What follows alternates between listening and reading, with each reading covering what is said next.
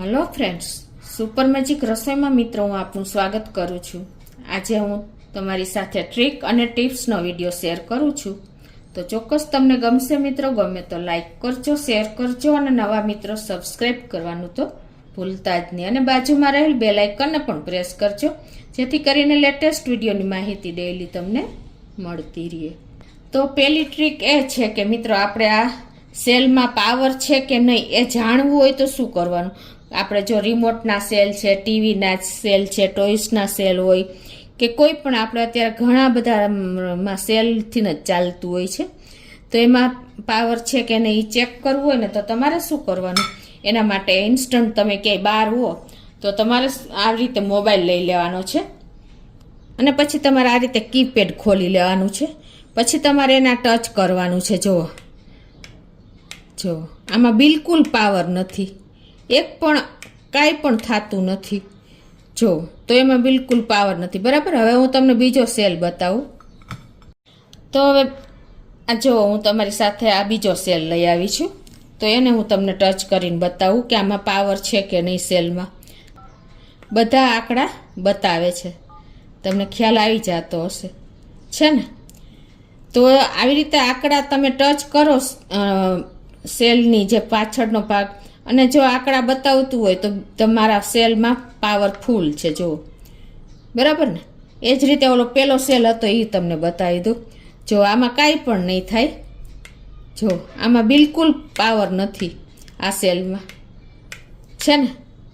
તો તમને આવી રીતે ક્યાંય તમે બહાર હો અને તમારે મોબાઈલનો કે કોઈ પણ સેલ તમારે ચેક કરવો હોય તો એના માટે તમે ઇન્સ્ટન્ટ આ રીતે તમે મોબાઈલથી ચેક કરી શકો છો કે આપણે સેલમાં પાવર છે કે નહીં. તો ગમે ત્યારે તમને ઉપયોગી થશે મિત્રો મોબાઈલ. હવે મિત્રો જો આ બીજી ટ્રીક તમારી સાથે શેર કરું છું કે આવી રીતે આપણા ઘરમાં બરણી હોય છે તો એના ઘણી વખત ઢાંકણા એટલા ટાઈટ હોય છે ને કે ખુલતા જ નથી. તો એને ખોલવા માટે તમારે આપણે ગમે એટલી મહેનત કરીને તો પણ નથી ખુલતા. આવી રીતે જોર લગાવી તો કાચની બરણી હોય છે તૂટી જાય છે. તો એના માટેનો આઈડિયા એ છે કે તમારે આવી રીતે આપણે બરણીના ઢાંકણામાં ગ્લાસ ફિટ થઈ જાય ને એવો ગ્લાસ લેવાનો છે આ રીતે, અને પછી તમારે એને આ રીતે ખોલી લેવાનો છે. જો ઇઝીલી ખોલી જશે. જો છે ને. તો આવી રીતે તમે સ્ટીલનો કે કાચનો કોઈ પણ ગ્લાસ લઈ અને તમારે એવી રીતે ફિટ કરવાનો છે ને કે જોર કરી શકો એવો, તો ઇઝીલી તમારું ઢાંકણું ખુલી જશે મિત્રો. આ પણ એક જાણવા જેવી ટ્રીક છે. હવે ત્રીજી ટ્રીક તમારી સાથે શેર કરું છું. એમાં એવું છે ને કે મિત્રો આપણે જ્યાં ઘરમાં વુડનનું ફર્નિચર એટલે કે લાકડાનું ફર્નિચર હોય છે ને એ લાંબા ટાઈમે કે અમુક ટાઈમે એકદમ ડલ થઈ ગયું હોય છે, અને કાંઈ આપણી ઘરે પ્રસંગ હોય કે કાંઈ પણ ડલ થઈ ગયું હોય તો પણ આપણે એને પોલિશ કરવું હોય તો કોઈ વધારાના ખર્ચા કરવાની જરૂર નથી. તમે ઇઝીલી આ રીતે લિક્વિડ બનાવીને અને ઘરે જ તમે એને પોલિશ કરીને ચમકાવી શકશો. તો ઘરે કઈ રીતે આપણે એને પોલિશ કરવું ને એની રીત તમારી સાથે શેર કરું છું. તો એમાં તમારે જો કોકોનટ ઓઇલ લેવાનું છે.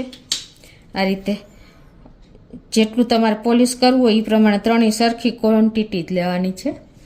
અને એમાં આપણે થોડુંક વિનેગર નાખશું. 1 ચમચી આપણે કોકોનટ ઓઇલ, 1 ચમચી વિનેગર.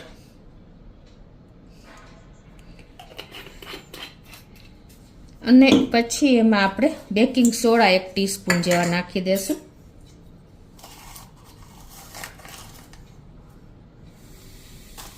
અને હવે આને આપણે મિક્સ કરી લેશું.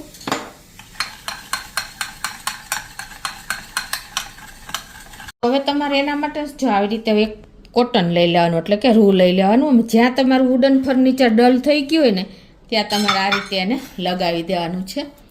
એકદમ તમારું ફર્નિચર ચમકતું થઈ જશે અને એક પાલિશ જ થઈ જશે. તમને એવું લાગશે કે ઘરે આપણે પાલિશ કરાવ્યો છે લાકડા ઉપર.